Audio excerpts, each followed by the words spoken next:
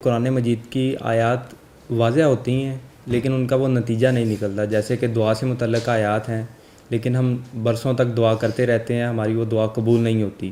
دیکھیے، پہلی بات تو یہ ہے کہ یہ ہمیشہ یاد رکھیے کہ اللہ تعالیٰ نے آپ کی دعاؤں کے مطابق دنیا نہیں چلانی، اللہ تعالیٰ نے اپنی منشا کے مطابق دنیا چلانی ہے۔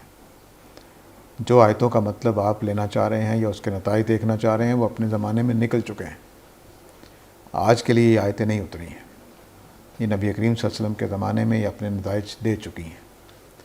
اب ہمارے لیے ہدایت کا ذریعہ ہیں اور ہماری ذہن سازی کا ذریعہ ہیں، ہمارے لیے شرعی احکام اس کے اندر ہیں۔ تو کسی شرعی حکم میں اللہ تعالیٰ نے یہ نہیں کہا کہ نماز پڑھو گے تو رزق کھل جائے گا، اس لیے وہ ہوگا بھی نہیں۔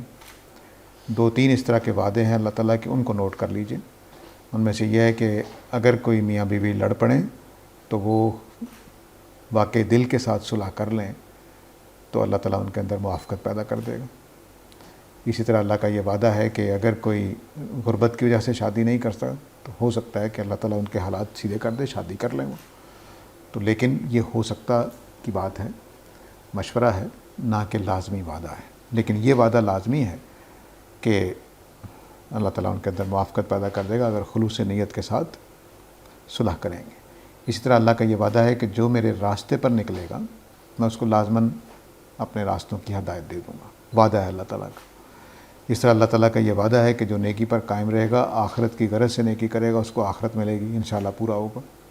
تو جو وعدے ہیں اللہ تعالیٰ کے وہ ایک الگ چیز ہے، باقی جو وعدے نبی کریم صلی اللہ علیہ وسلم کے ساتھ تھے ان کو آج کیسے پورا کیا جائے گا، وہ تو پورے ہو چکے۔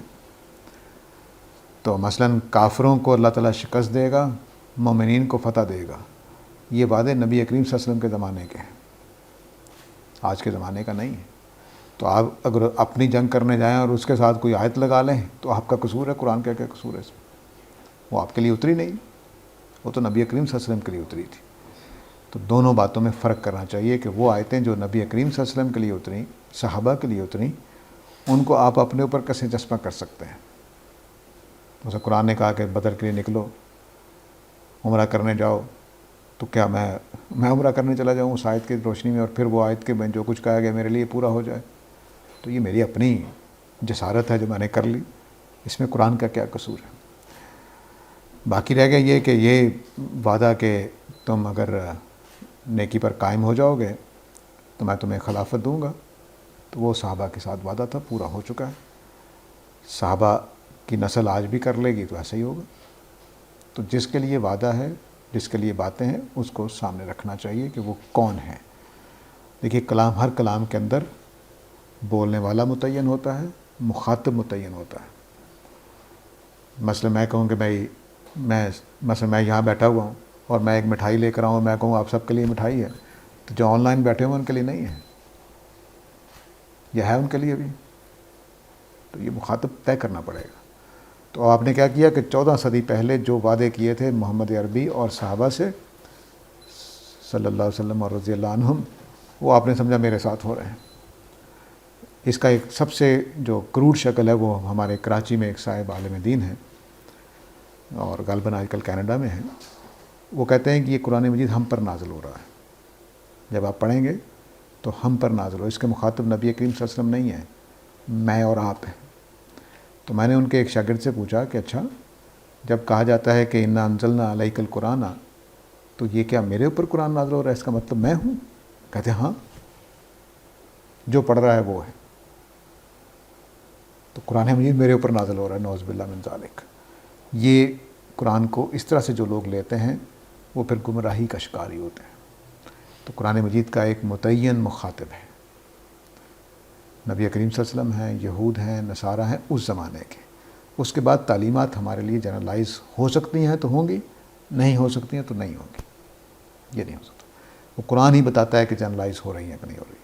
مثلا سورہ احزاب میں جو پردے کے احکام ہیں وہ جنرلائز نہیں ہوتے ہیں، جب پہنچیں گے تو میں واضح کروں گا۔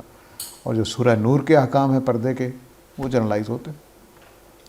نماز کا حکم جنرلائز ہوتا ہے، لیکن وہ جو نبی صلی اللہ علیہ وسلم کے لیے صلاۃ خوف کا حکم ہے کہ جب جنگ ہو رہی ہو تو آپ امامت کرائیں گے، آپ ایک رکعت پڑھ کے بیٹھ جائیں گے، پیچھے سے نمازی جو ہیں وہ 2 رکعتیں پوری کر کے چلے جائیں گے، پھر دوسری ٹیم آ جائے گی، وہ آپ پھر کھڑے ہو جائیں گے، پھر آپ ان کو 1 رکعت پڑھائیں گے تو آپ کی 2 رکعتیں پوری ہو گئیں، آپ سلام پھیر دیں گے، پیچھے والے بھی 2 رکعتیں پوری کر کے چلے جائیں گے۔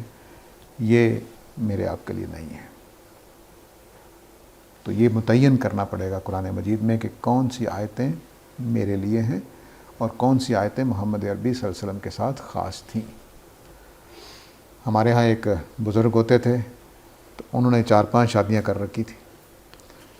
تو ہمارے جیسے ایک شرارتی طالب علم نے پوچھا، مرید نے کہنا چاہیے، طالب علم نہیں مرید، پوچھا کہ قرآن میں تو 4 شادیوں کی اجازت ہے، تو ان کا سورہ احزاب نہیں پڑھی؟ اگر کوئی عورت ہبہ کر دے تو اس میں کوئی حرج نہیں ہے، وہ آیتیں نبی صلی اللہ علیہ وسلم کے لیے ہیں، تو آپ اپنے لیے کر لیں۔